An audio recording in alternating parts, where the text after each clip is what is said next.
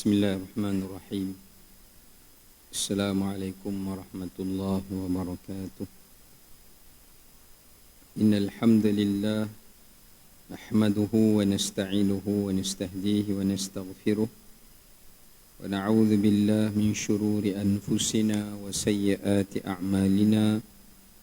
May yahdihillahu fala mudilla lahu wa may yudlilhu fala hadiya lahu. Asyhadu an la ilaha illallah wahdahu la syarika lah wa asyhadu anna Muhammadan abduhu wa rasuluh.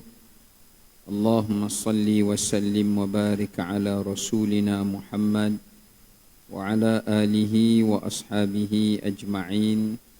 Qala rabbi shrah li sadri wa yassir li amri wahlul 'uqdatam min lisani yafqahu qawli.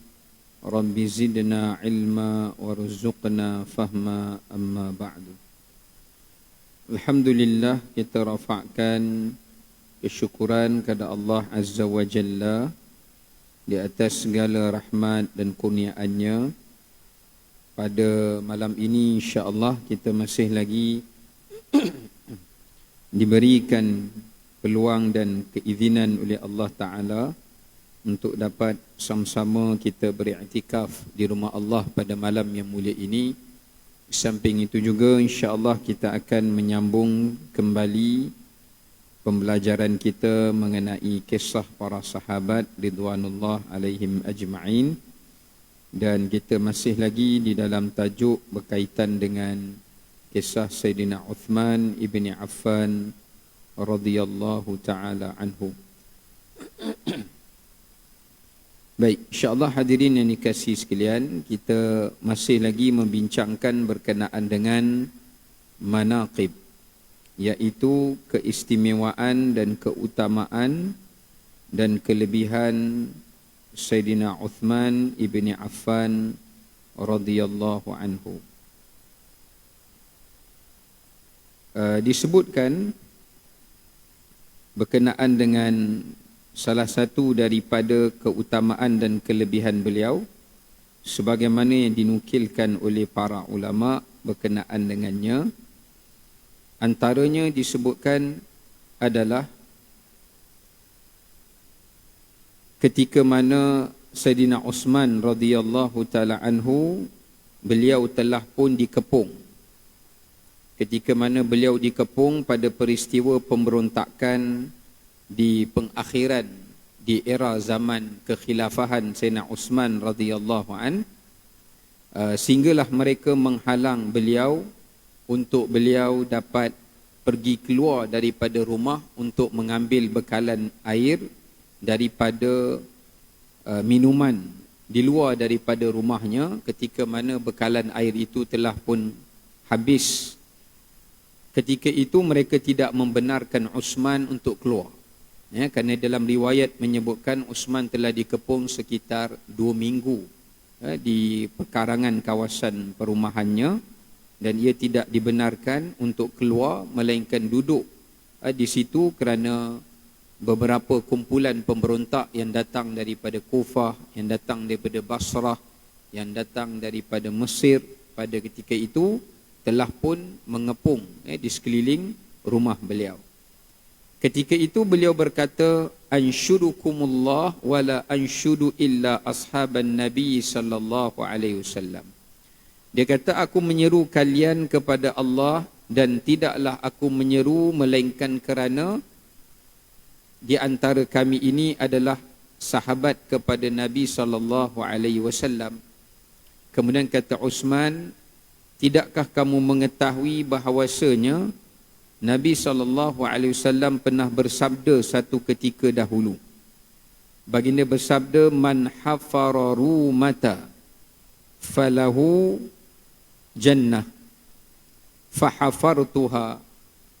Yang bermaksud, sesiapa di antara kalian, kata Rasulullah SAW, yang berjaya untuk membekalkan perigi rumah yang berada di Madinah pada ketika itu, melainkan Allah akan memberikan kepadanya jaminan syurga. Maka kata Osman, sesungguhnya akulah di antara orang yang telah pun mewakafkan atau menginfakkan perigi tersebut. Maknanya Osman telah membeli perigi tersebut. Ya. Baik, ini hadis yang telah diringkaskanlah melalui kata-kata Osman radhiyallahu an. Tapi sebenarnya kisah ni panjang tuan-tuan. Kalau kita boleh lihat daripada Sunan At-Tirmizi, kata Bashir Al-Aslami, dia kata, ketika bapa aku sampai ke bumi Madinah. Madinah ni dulu nak dapat bekalan air ni agak sukar. Kerana perigi-perigi yang berada di sekitar Madinah itu kebanyakannya banyak dikuasai oleh orang-orang Yahudi.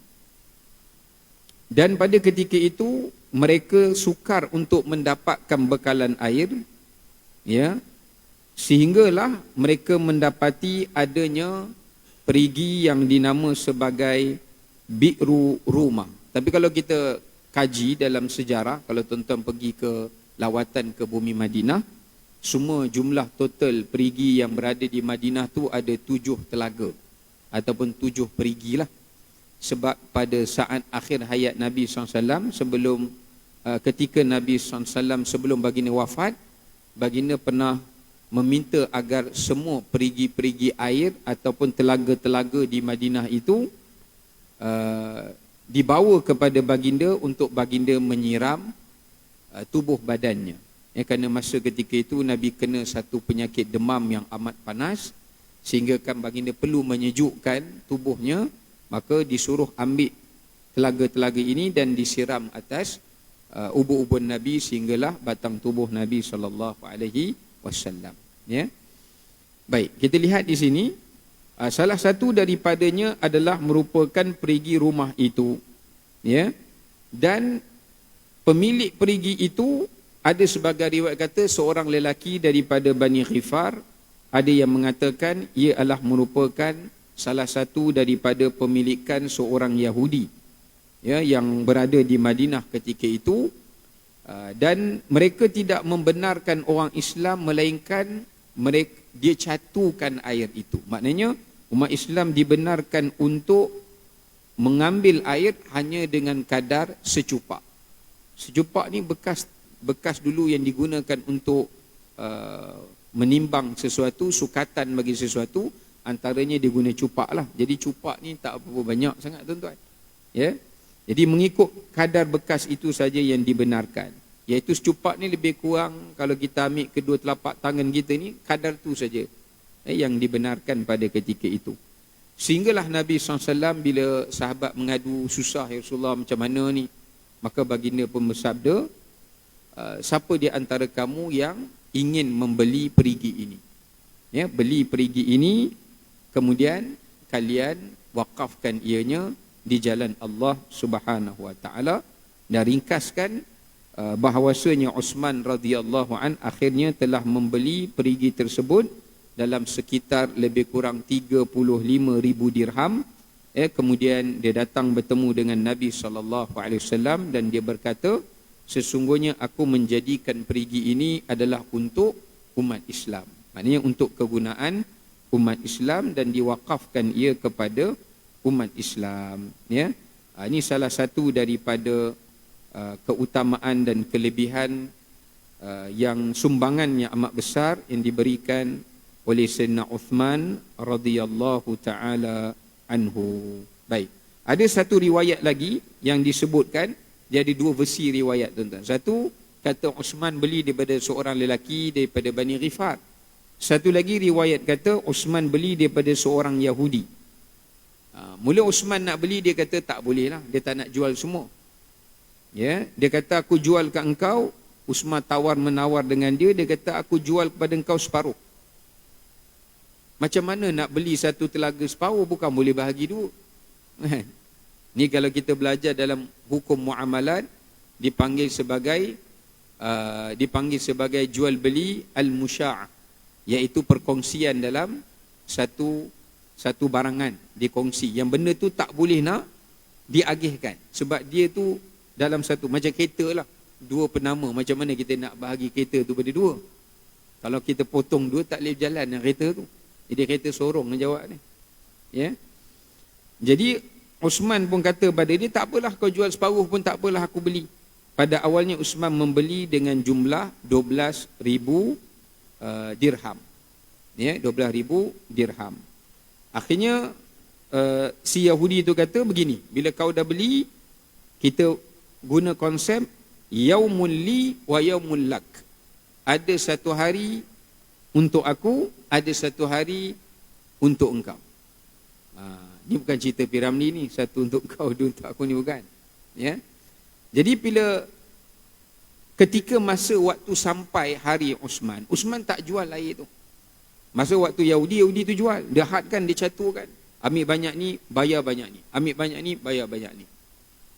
Tapi masa zaman Uthman kata, masa time giliran aku, kalian nak ambil air banyak mana, ambil lah. Dia orang pun ambil tuan-tuan.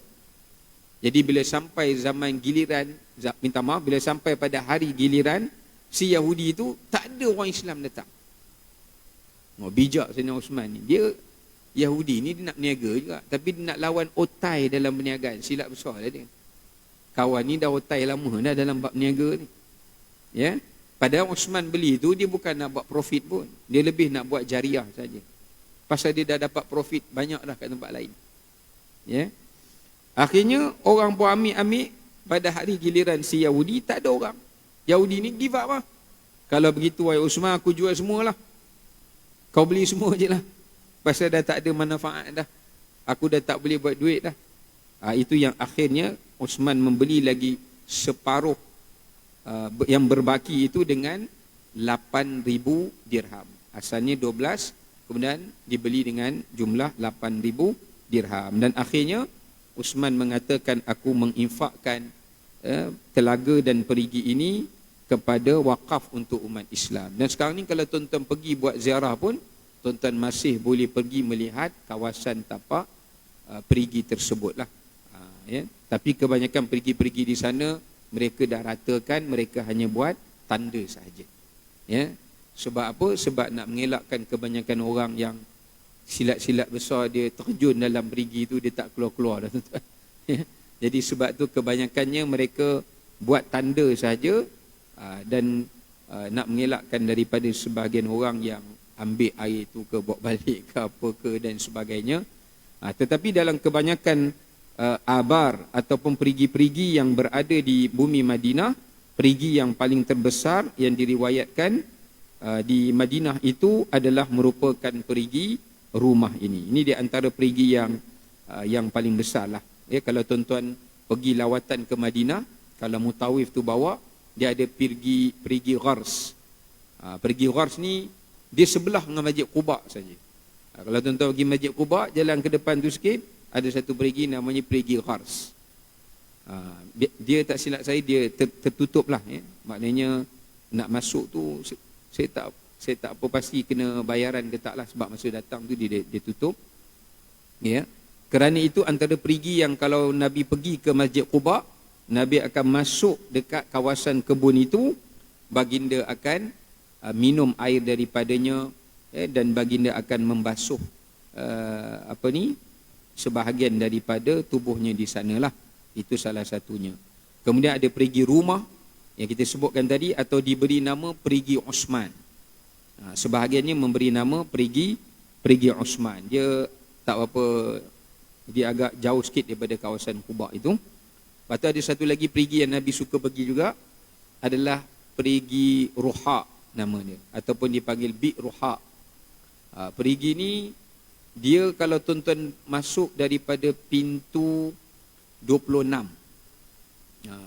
Pintu 26 tu, jadi kalau kita masuk dekat situ, sebab asalnya, kalau tuan-tuan baca dalam, pergi ke museum, Mathaf, dia ada satu museum kat belakang sana tu, tuan-tuan masuk, saya percuma masa saya bawa jemaah itu percuma, kita boleh tengok macam mana sejarah, dicerita sejarah asal Masjid Nabawi tu. Asal Masjid Nabawi, Nabi menghadap ke arah Baitul Maqdis 17 bulan yang pertama. Ketika Nabi SAW sampai ke Madinah, Nabi dah buat Masjid Nabawi. Asal Masjid Nabawi, dia punya kiblat menghadap ke sini, menghadap ke Taibah, menghadap ke Oberoi, ke situlah. Bukanlah direct tu ke Oberoi, tapi menghala straight ke situlah. Itu asal kiblat yang menghala ke Baitul Maqdis. Asal di situ. Jadi setiap kali Nabi nak pergi masuk ke Masjidin Nabawi, di situ ada satu kebun milik seorang sahabat radhiyallahu taala anhu, iaitu Abu Talhah, yang mana baginda suka minum air telaganya dekat situ. Kemudian bila dah kiblat tu Allah tukarkan menghadap ke Masjidil Haram, barulah kemudiannya dibuat kiblat itu menghadap keadaan yang kita tengok sekarang ni lah, ya. Kemudian ada Perigi Aris. Perigi Aris tu pun tak jauh daripada Masjid Quba. Kat situ tempat jatuhnya hilangnya, atau dipanggil Perigi Khatam, iaitu jatuhnya atau hilangnya cincin Nabi SAW yang Nabi bagi kepada Uthman. Kemudian Uthman ambil wuduk kat situ, cincin tu jatuh, dan sejak daripada itulah kata Uthman radhiyallahu taala anhu, yang bermula fitnah itu berlaku ke atas aku, ya, sejak hilang daripada cincin tersebut. Okey, baik. Okey, kalau kita lihat daripada hadis ni atau riwayat ni tuan-tuan, kita dapat faham bahawasanya salah satu daripada amal jariah yang Nabi SAW galakkan kepada kita untuk kita buat, dan tidak ada mana-mana amal jariah yang 7 perkara yang Nabi pesankan itu melainkan Uthman buat belaka. Uthman radhiyallahu an, dia buat 7 perkara itu. Antara yang Nabi sabdakan daripada riwayat Anas bin Malik radhiyallahu an, yang diriwayatkan oleh Imam bin Munzir dalam Targhib wa Tarhib. Pertama baginda kata apa? Sab'un yajri lil abdi ajruhun. Ada 7 perkara yang sentiasa mengalir pahalanya bagi kamu, wa huwa fi qabrihi ba'da mautih, walaupun dia sedang berada dalam kuburnya dan dia dah mati, tapi amalan dan pahala ini tetap mengalir selama-lamanya sampai kiamat. Sebab tu Uthman ni bila Nabi dengar je siapa boleh pergi ni dia dapat syurga, dia terus letak deposit, tuan-tuan. Dia tak ada nanti balik buat istikharah ke, kan? Nanti saya fikir dulu benda ni menguntungkan ke tidak. Pasal memang untung, tapi untungnya bukan di dunia, untungnya adalah di akhirat. Memang confirmnya. Sebab tu Uthman dia tak berlengah dalam bab ni. Jadi Nabi sabdakan ada 7 perkara itu. Yang pertama, man 'allama ilman. Yang pertama adalah orang yang mengajarkan atau menyampaikan ilmu, ataupun ilmu yang bermanfaat. Maksudnya kalau satu orang dia ada ilmu, dia amalkan ilmunya, di situ mengalirnya pahalanya, walaupun dia dah mati. Tapi problem dia tuan-tuan, benda yang paling susah bukan belajar ilmu. Yang paling susah lepas kita belajar, kita nak buat. Yang tu yang susah. Kalau nak kira lah, di Lembah Kelang ni macam-macam pengajian ada. Macam-macam kuliah ada. Daripada subuh sampai ke maghrib. Silap-silap kalau yang online tu pergi syak pun ada juga. Tapi isu dia bukan isu kita menuntut ilmu tu. Itu adalah pahala dia. Cuma yang lebih besar daripada itu adalah nak mengamalkan ilmu itu. Nak mengamalkan ilmu tersebut. Kerana sifat ilmu, dia mesti diguna. Kalau dia tak guna, dia akan hilang. Dia macam barang lah. Kalau kita beli, buat muzium, simpan saja, rosak. Sebab tujuan dia dicipta adalah untuk digunakan. Begitu juga dengan ilmu. Sama ada menggunakan dia, kita amalkan dia, ataupun kita sampaikan dia, ataupun kita ajarkan dia, dan seumpama dengannya lah. Baik. Yang keduanya, sebab tu guru ni antara, tak kisahlah subjek apa pun, dia tak semesti ilmu agama ya.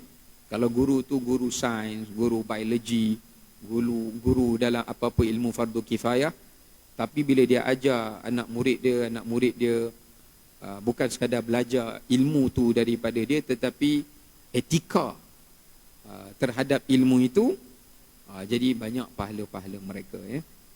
Yang keduanya, au kara nahran, iaitu orang yang membuatkan laluan sungai atau anak sungai, saliran air, ya, ataupun buat piping ke, yang memudahkan untuk orang mengambil sumber air yang bermanfaat, ya, ataupun sumber air yang bersih dan sebagainya. Walaupun cuma saya nak huraikan sikit, walaupun dalam konteks dulu Nabi SAW sebut hadis ni spesifik kepada 7 perkara ni, tapi ulama yang terkemudian mereka bahas balik, apakah hanya dihadkan kepada air saja? Boleh tak kita nak kembangkan dia kepada selain daripada air? Sebab tu kalau kita baca teks daripada Quran ataupun daripada hadis Nabi SAW, ulama mengajar kita kena baca tu dalam 2 konteks. Pertama, kita baca dalam konteks memahami benda itu ketika di zaman Nabi SAW. Yang kedua, kita baca dalam konteks apa objektif daripada maksud sabdaan Nabi SAW tu. Nabi sebut air sebab apa tuan-tuan? Sebab di zaman Nabi SAW, di tempat yang Nabi hidup, bekalan air ni sukar. Bahkan keperluan air memang ada air, tapi air tu kotor. Tengok beberapa negara macam di beberapa tempat Sudan, di Afrika, mereka ada bekalan air, tapi bekalan air tak bersih. Kalau air tak bersih, kita makan pun bahayakan, minum pun bahayakan kesihatan. Kalau kita guna pun mudarat. Jadi sebab tu Nabi suruh kita buat saluran air yang bersih supaya orang dapat ambil banyak manfaat di situ. Bukan manusia saja, bahkan haiwan, bahkan tanaman. Sebab air ni semua makhluk bergantung pada dia. Tak ada makhluk yang Allah cipta tak berhajatkan pada air. Bukan makhluk yang hidup dalam air saja, yang tak ada kena mendengar air pun dia perlukan air juga. Sebab Allah kata dalam Quran, wa ja'alna minal ma' kulla syai'in hayy. Kami jadikan daripada air ni semua makhluk hidup bergantung pada dia. Baik. Jadi ada sebagian ulama kontemporari dia kembangkan, maksudnya benda yang menjadi keperluan. Kenapa Nabi sebut air? Benda yang manusia jadikan dia keperluan. Itu maksud dia. So dalam konteks kita hari ini, mungkin benda yang termasuk dalam keperluan perubatan. Nabi tak sebutlah perubatan dalam ni. Dalam hadis ni tak sebut perubatan. Tapi tuan-tuan rasa ada tak orang tak perlu berubat? Dia dari sejak lahir sampai meninggal tak pernah sakit. Adalah Fir'aun je lah. Kan? Kalau ada yang serupa dengan Fir'aun tu, amat mustahil lah kan. Ya? Sebab biasanya sifat orang mukmin, Allah akan bagi dia ujian. Allah akan bagi dia ujian. Dia memang kena ada prasyarat dia mesti kena sakit. Sebab sakit tu menghapuskan dosa dia, menggugurkan dosa dia, mengangkat darjat dia dan sebagainya lah. Dia hari ni kalau keperluan manusia tu kepada perubatan, ya. Jadi apa saja wakaf untuk perubatan, kelengkapan, ubat-ubatan dan sebagainya, itu pun boleh termasuk di dalam kias yang dikiaskan oleh para ulama kepada sumber air tadilah, ya. Okey, kemudian Nabi sebut lagi apa? Au hafara bi'ran, atau orang yang menyediakan telaga. Telaga sama juga dengan air lah. Sebab tu saya bila dengar pasal kes dululah, dah lepas dah sajalah cerita balik pasal pendaki bukit yang hilang tu kan. Bila saya baca kisah tu, saya teringat kisah para sahabat. Sebahagian sikap ulama-ulama silam, generasi-generasi dahulu. Dan saya kaitkan juga dengan hadis ni, nanti kita akan tengok. Nabi sebut, man bana baitan li ibni sabil. Antara yang pahala jariah mengalir ni, orang yang menyediakan tempat teduhan kepada golongan ibnu sabil, perantau. Sebab zaman dulu perantau ni, dia orang pergi mengembara negara orang, kemudian mereka terputus bekalan. Mereka tak ada duit nak balik-balik ke negara mereka. Jadi mereka berputar-putarlah kat negara orang tu. Sehingga kan antara yang Nabi sarankan kepada para sahabat, ala bina rumah istirahat, ataupun kita panggil tempat berteduh atau rumah tumpangan untuk mereka berteduh. untuk mereka berteduh. Supaya kalau orang musafir boleh berhenti R&R, macam R&R lah, berhenti sekejap, rehat, istirahat, sambung balik. Sebab tu kenapa ulama-ulama silam, kalau mereka pergi mengembara tuan-tuan, mereka akan menanam sesuatu dalam perjalanan mereka itu. Kenapa mereka tanam sesuatu? Satu, mereka nak bagi tahu pada orang yang kemudian yang melalui jalan itu, yang jalan itu adalah jalan yang pernah dilalui oleh orang sebelum kamu. Laluan ini laluan yang pernah dilalui oleh orang sebelum kamu. Jadi kalau kamu lalu, kamu nampak, oh ada pondok kecil ke, ada pokok yang berbuah ke, jadi orang tahu kat situ. Mereka akan duduklah, singgah sekejap, jalan balik, singgah sekejap, jalan balik. Sebab tu ada istilah maqam. Maqam ni bukan maknanya kubur. Maqam ni tempat mereka berehat, mereka singgah duduk beberapa hari. Dulu punya musafir tak macam sekarang lah. Pasal dulu lama perjalanan ni, dia kena singgah. Dia semayang dulu apa kan, dia sambung balik setelah beberapa hari, dia sambung balik perjalanan dia. Jadi mereka tinggalkan something kepada orang yang terkemudian. Jadi andai kata kalau orang yang kemudian lalu, mereka terputus bekalan, ada pokok yang berbuah, misalnya lah, yang mereka tanam. So mereka dapat pahala di situ. Ya, ataupun rumah tumpangan dan sebagainya. Ini adalah merupakan salah satu daripada apa yang disebutkan usaha lah, saya nak katakan usaha orang dulu sebab dia nak cari pahala tu. Walaupun dalam bentuk yang semudah itu. Walaupun taklah mudah juga. Mungkin dia semai je kan, waktu tunggu beberapa hari, tahu-tahu mungkin tanah itu subur, dia tumbuh sendirilah. Ya?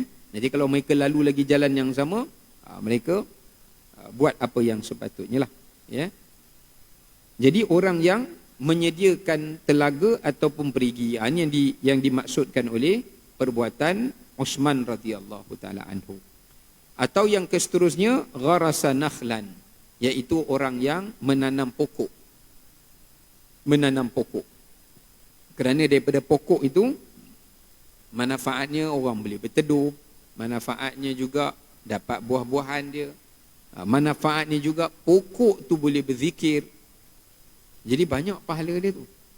Sebab tu orang-orang dulu tuan-tuan, dia hobi dia gardening, bercucuk tanam.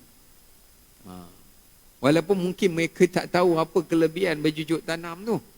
Ya?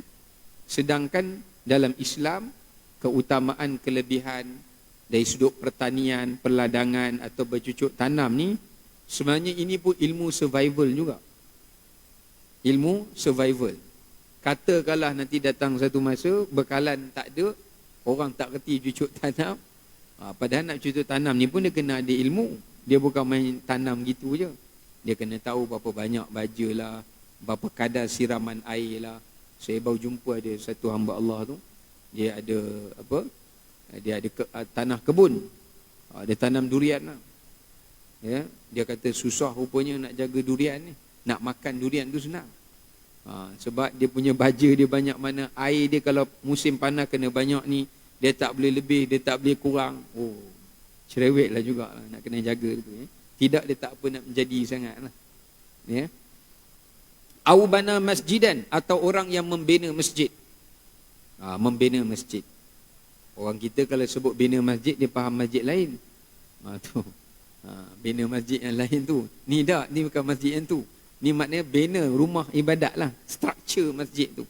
Tapi ada sebahagian ulama mengatakan, bukan membina binaan masjid tu saja, tetapi membina spiritual masjid itu. Iaitu pengimarahannya. Seperti dia memberi sumbangan, idea, usaha dia untuk pengimarahan masjid, itu pun dia akan dapat pahala jariah. Ya. Au warratha mushafan, ataupun orang yang mewariskan Quran. Mewariskan Quran ni sama ada kita wakaf Quran ataupun pusat pengajian lah. Membina institusi pengajian, tak kisahlah apa bentuk pengajian, yang paling afdal dalam segala pengajian itu pengajian Quran lah. Ya. Kemudian termasuk juga daripadanya ada yang mengatakan warratha mushafani, maknanya orang yang melahirkan generasi yang ada kebolehan dan kemampuan untuk menguasai ilmu Quran. Menguasai ilmu Al-Quran. Ya. Sebab tu sekolah tafsir ni tuan-tuan, ya, dia sepatutnya adalah menjadi tempat yang, ini pendapat peribadi saya lah, mungkin ada orang tak setuju, tak apa. Sebab ada setengah juga yang kata kalau ada siapa-siapa yang ada duit-duit riba, duit-duit yang tak halal, boleh bagi ke sekolah tahfiz. Saya secara peribadi saya tak setuju, tuan-tuan. Sebab kita nak ajar anak hafal Quran. Walaupun benda tu boleh digunakan, kalau nak digunakan untuk benda-benda yang bersifat pembinaan tandas, kita buat pembentukan apa-apa, repair apa-apa tu okey lah. Tapi kalau nak masuk dalam fund, yang fund tu nanti kita guna untuk pengurusan lah. Pengurusan dari sudut nak beli makan diorang itu, ini tak apa kena lah. Sebab kita nak ajar mereka menghafal Quran. Ya. Walaupun bukanlah soal dosa tu dapat kat diorang, bukan isu dosa. Isu dia adalah kerana kita tahu benda tu adalah benda yang tidak bersih. Sedangkan kita nak ajar diorang ni supaya hafal benda yang bersih. Jadi dia tak apa tepat lah kat situ. Ya. Yang lagi satunya adalah bukan juga sekolah-sekolah yang seperti ini menjadi tempat lambakan kepada budak-budak yang ada masalah sosial.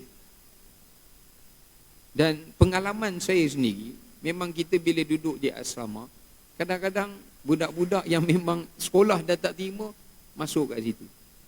Oh, jadi macam mana kita nak nampak kualiti sekolah tu? Dia kalau sekolah budak ada masalah sosial, letak kat sekolah yang boleh uruskan sosial mereka lah. Sebab sekolah tahfiz bukan untuk mengurus sosial atau masalah kes-kes yang berkaitan dengan juvana ke apa. Dia ada sekolah dia. Dia ada sekolah pemulihan. Dia kena hantar kat sekolah pemulihan. Tahfiz bukan sekolah pemulihan.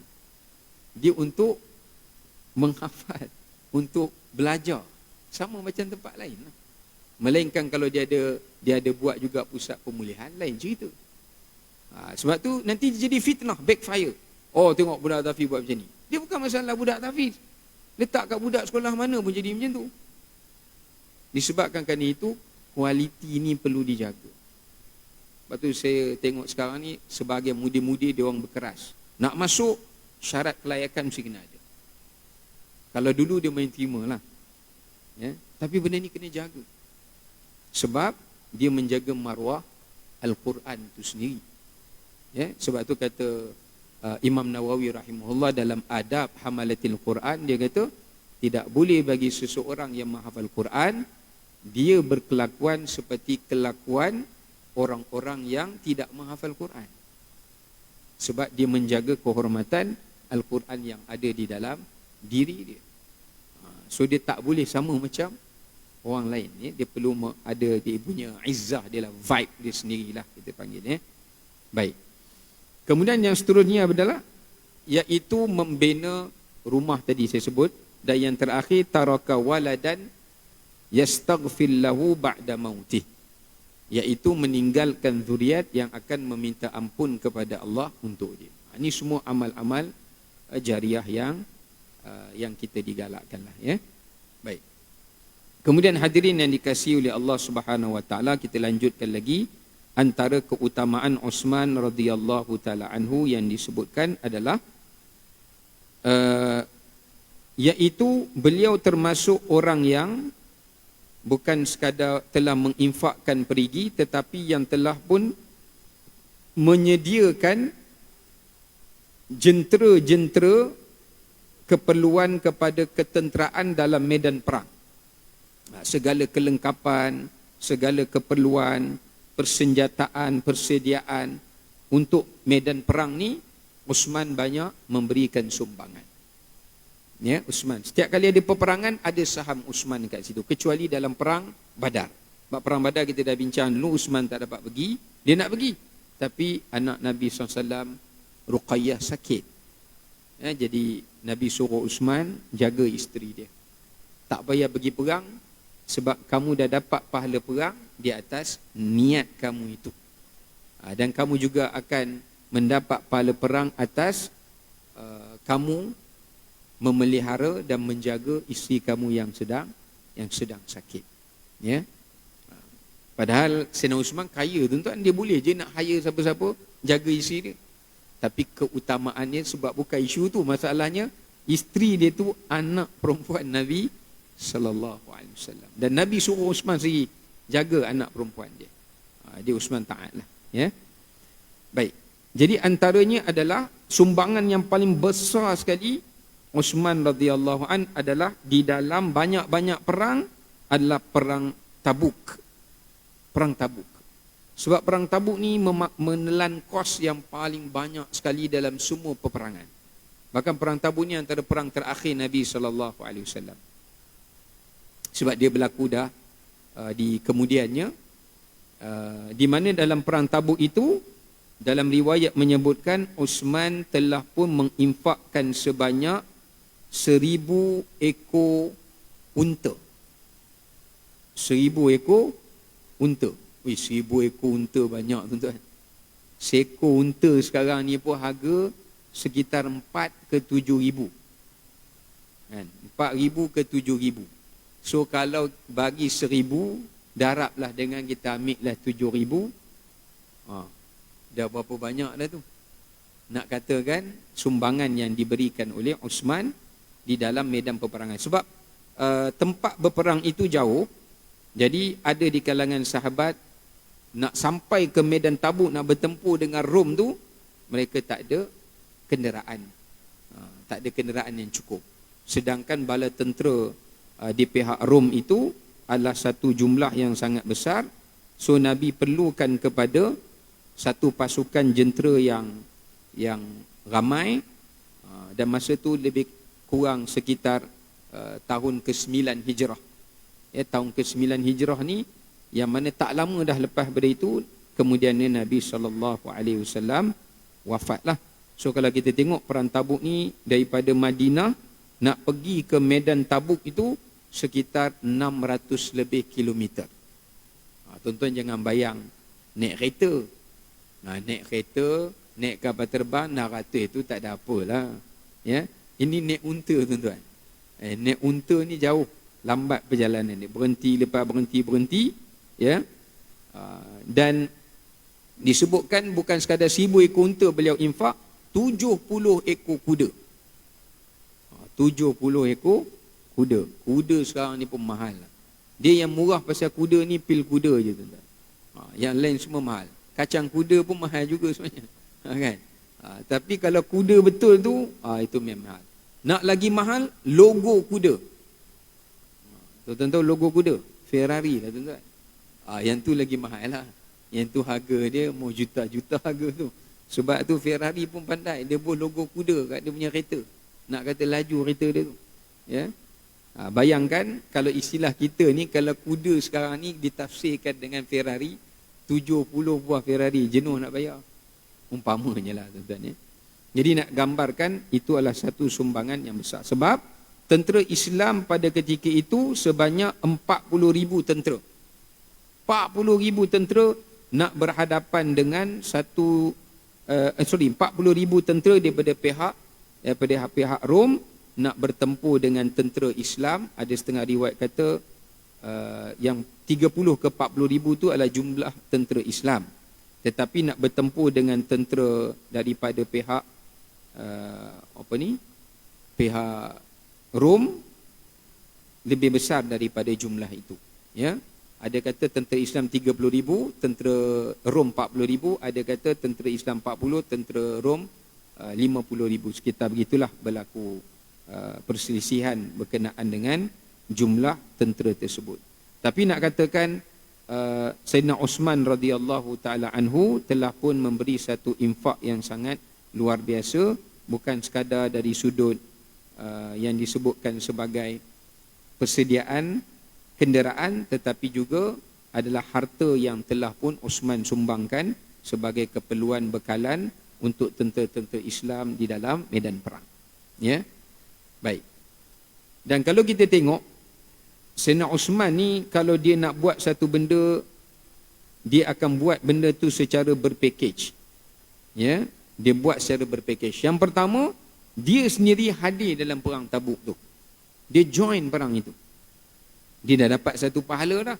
Pahala pergi ke medan perang. Nombor dua, dia dapat pahala satu lagi, double punya pahala. Pahala apa? Menyediakan kelengkapan dan keperluan dalam peperangan.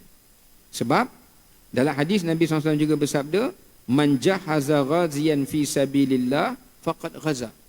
Sesiapa saja yang menyediakan segala keperluan-keperluan yang diperlukan oleh para pejuang di dalam medan perang, hatta makanan walaupun sebutir tamar. Sebab itu diperlukan untuk makanan mereka. Tak kisahlah makanan ke, pakaian ke, apa sajalah, walaupun sekecil-kecil benda, faqad ghaza. Dia dikira telah mendapat pahala berjihad. Dia akan ditulis dibaginya pahala berjihad. Kemudian Nabi lanjut lagi, waman khalafa ghaziyan fi ahlihi faqad ghaza juga. Siapa yang menyediakan bekalan kepada waris yang menjadi salah seorang mangsa yang syahid, yang menjadi syahid dalam medan perang, dia juga dapat pahala perang. Pahala pergi berperang. Jadi Osman dia buat belaka. Pergi perang pun dia pergi. Persediaan kelengkapan peralatan perang pun dia provide. Kemudian kalau ada mana-mana daripada isteri-isteri para sahabat yang suami mereka syahid dalam medan perang, anak-anak mereka perlukan keperluan, Osman juga support mereka. Balu-balulah. Ini dua orang je yang selalu buat. Osman, kalau tak Osman, Abdul Rahman bin Auf radhiyallahu anhu. Dan mereka buat ikhlas, tuan-tuan, bukan ada makna. Yang banyak hari ni orang buat ada makna. Dia cari balu yang umur bawah 40 je. Atas 40 dibiarkan. Ini tak betul lah. Jadi nak tunjukkan bagaimana, sebab mereka dengar hadis daripada Nabi yang lain. Nabi kata apa? Man sa'a alal armilati wal masakin kal mujahid fi sabilillah. Orang yang provide keperluan kepada wanita-wanita yang kematian suaminya. Ya, macam ibu tunggal lah. Ya. Dan juga orang miskin, melainkan dia mendapat pahala seperti berjihad di jalan Allah. Jadi ini satu kelebihan. Nak tunjukkan apa, tuan-tuan? Allah nak tunjukkan sebenarnya orang yang berduit ni orang yang paling senang masuk syurga. Tu point dia. Orang yang berduit ni orang yang chances dia nak masuk syurga lagi senang daripada orang yang tak berduit. Tetapi malangnya, yang berduit tu amat sedikit yang ke syurga. Sebab apa? Tak semua orang boleh buat benda ni lah. Hanya orang yang terpilih yang Allah Ta'ala. Dia bukan nak suruh perhabis harta tu, tidak. Tapi nak katakan tak semua orang berjaya dalam hal-hal yang seperti ini. Ya? Maka sebab itu Allah hadirkan tokoh-tokoh di kalangan sahabat yang seperti ini, yang untuk dicontohi itu ada, walaupun tidak ramai di kalangan mereka yang kaya. Ada, tapi tak ramai di kalangan mereka lah, di kalangan sahabat itu sendiri, kerana kebanyakan daripada para sahabat itu adalah orang yang sederhana, ya, orang yang tidaklah berkemampuan seperti Osman, ya, seperti siapa ni, Abdul Rahman, ya, dan Zubair, dan juga beberapa sahabat-sahabat yang lainlah, yang mereka tu dari sudut kemampuan mereka adalah lebih daripada itu. Baik, wallahu taala alam bisawab. Sekadar itulah kita pada malam ini. Assalamualaikum warahmatullahi wabarakatuh. Allahu akbar.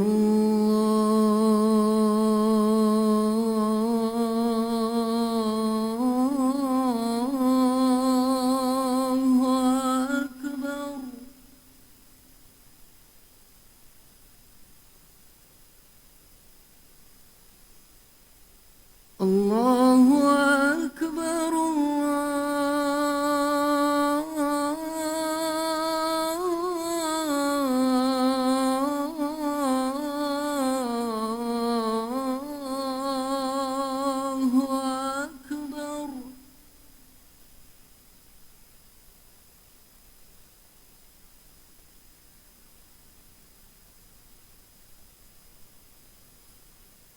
أشهد أن لا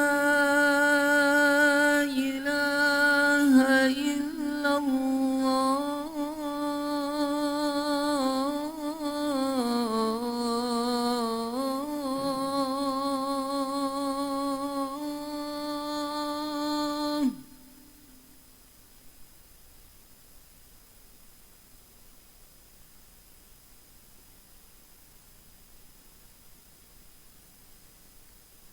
أشهد أن لا إله إلا الله.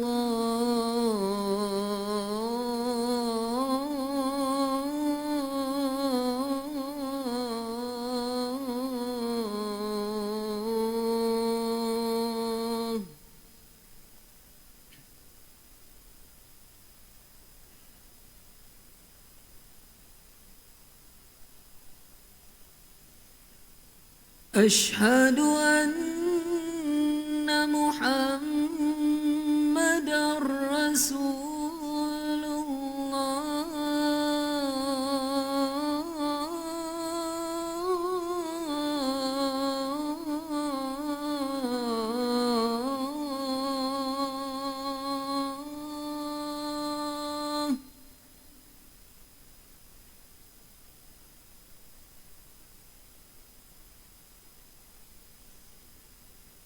أشهد أن محمدًا رسول الله.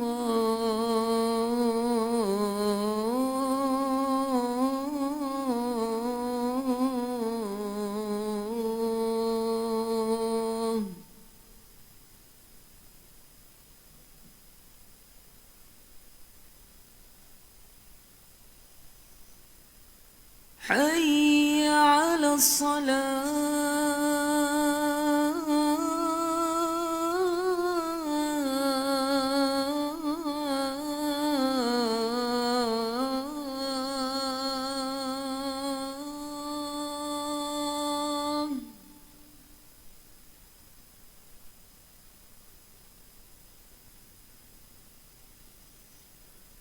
حي على الصلاة.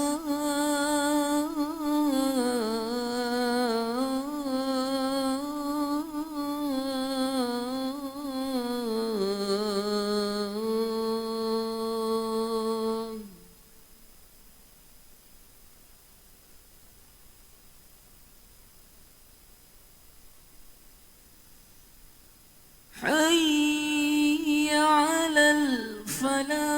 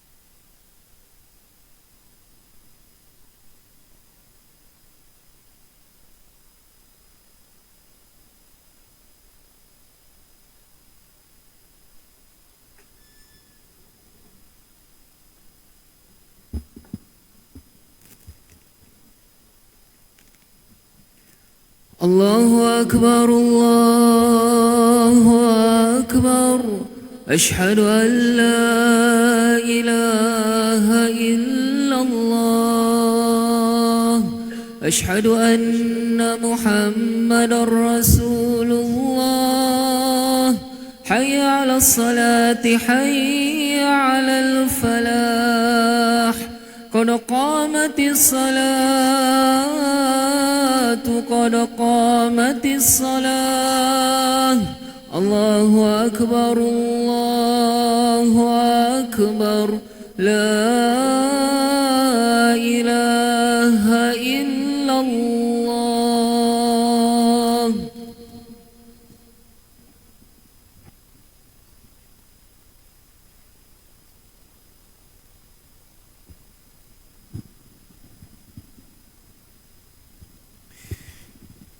Istawu suhufakum rahimakumullah. Sila betulkan saf, rapat-rapatkan saf, penuhkan saf di hadapan.